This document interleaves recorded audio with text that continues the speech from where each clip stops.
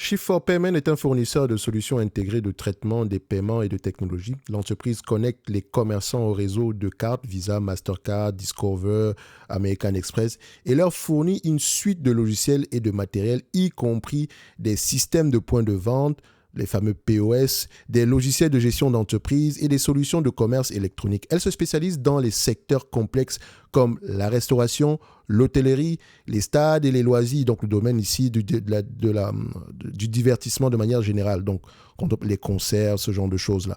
Donc, en ce qui concerne ici les résultats sur le deuxième trimestre, donc Shift4Payment a présenté un deuxième trimestre 2025 qui marque un point d'inflexion stratégique majeur, le qualifiant de période la plus transformationnelle de son histoire. Ça, c'est selon eux, d'accord?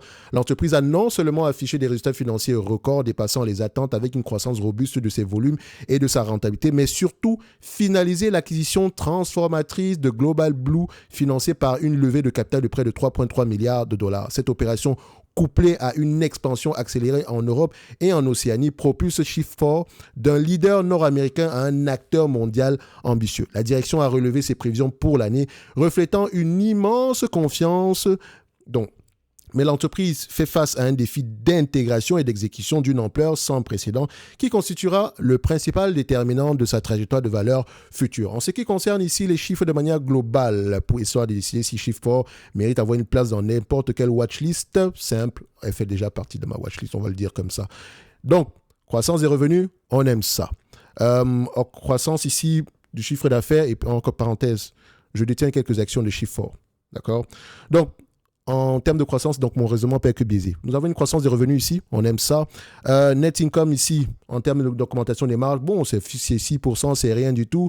Mais en fait, il faut regarder les fameux free cash flow. Donc, on va regarder les free cash flow margin ici. Vous pouvez constater que les free cash flow margin sont plutôt aux alentours de 11%, donc le double des net income. Donc, quand on compare net income et free cash flow, il est totalement normal de ne pas avoir le même chiffre ici. Les free cash flow seront généralement plus élevés que ça, bien sûr. Il faut aller regarder les SBC, histoire de voir leur impact sur cette compagnie-ci. On a à peu près 70 millions ici pour les SBC. Et même avec les SBC, ici, on a toujours des free cash flow plus élevés. Maintenant, par rapport aux attentes des analystes sur les années à venir, on attend à peu près des free cash flows entre 800 millions de dollars, presque. En fait, vous payez presque 10 fois les bénéfices attendus en 2027 ici. En tout cas, je dis ça, je ne dis rien. Dette nette sur EBITDA, actuellement, attention, vu qu'on a pris de la dette ici dernièrement, parce que l'acquisition, la dette nette ici, on prend la dette de manière globale. Où est-ce qu'on a ce chiffre-là? Total dette, OK. On a peut-être de 3 milliards. Donc, en prenant en considération l'acquisition ici, on reste assez correct. C'est une entreprise qui n'est pas très endettée, qui avait énormément de cash.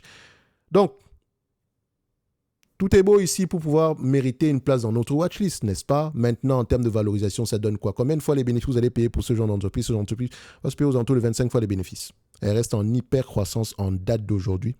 Et donc, comme on peut le voir ici, 25 fois les bénéfices. Attention, ça reste un business assez prévisible. Attendu en 2027, ça donne à peu près aux alentours de $198 l'action. $198 l'action, moins la dette nette. C'est simple. $198 l'action. Et encore, j'ai pris ici comment on appelle ça? J'ai pris les bénéfices nets ajustés. Donc, on prend en considération, ça prend légèrement moins les SBC, généralement ici. Donc, ça donne 188. Sinon, si je prends à peu près les free cash flow sans ajustement, on aura tendance à être aux alentours des $230 l'action. 230, 188, pour moi, c'est la même chose. 188, pour moi, j'aurais rendu ça à $200 l'action. $200 l'action, moins la dette nette ici, en date d'aujourd'hui. Et je l'ai pris à 25 fois les bénéfices parce qu'il y a énormément de croissance ici. Ce genre d'entreprise va se négocier en que 15. En croissance à double échelon, sera aux alentours de 15% par là. Quand on aura un ralentissement ici, toujours un chiffre supérieur, on pourra tomber aux alentours des 20 fois les bénéfices, mais sinon en maturité, c'est 15-20 fois les bénéfices de manière générale. OK?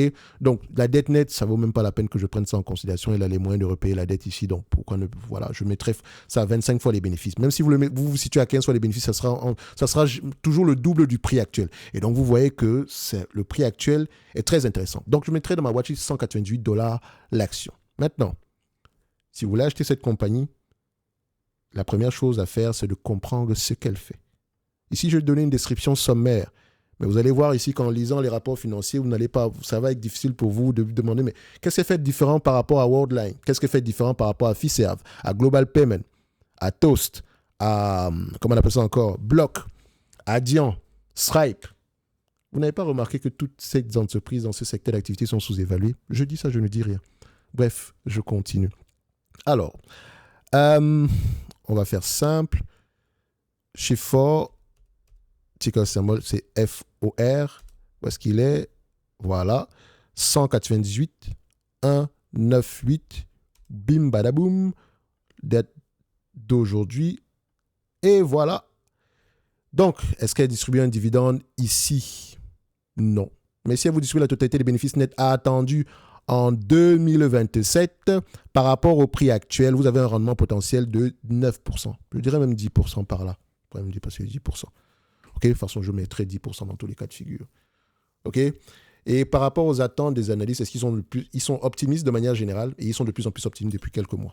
Bref, intéressez-vous à cette compagnie. Je dis ça, je ne dis rien. Après, chacun fait ce qu'il veut de manière générale ici.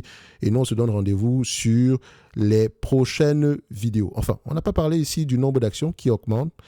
Et attention, le IPO n'a pas eu lieu, a eu lieu il y a très peu de temps ici. Et donc, entre-temps, on a fait une acquisition. Donc, on a peut-être levé de la dette ici en émettant de nouvelles actions. Ce n'est pas forcément mauvais parce que l'entreprise a moyen de repayer la dette ici de racheter des actions ici. OK? Avec des taux d'intérêt élevés, peut-être que c'était une bonne idée de ne pas alourdir le bilan de manière générale. Donc, dans tous les cas de figure, moi, ça ne me dérange pas l'émission de nouvelles actions ici, surtout qu'ils peuvent repayer. En date de jour, ils pourraient repayer 5% de leur base d'actions uniquement avec le free cash flow attendu. Bref, on se donne rendez-vous sur la prochaine vidéo. On va surveiller ici continuellement l'intégration de Blue et on verra à peu près ce que ça donne dans le futur. Merci, au revoir.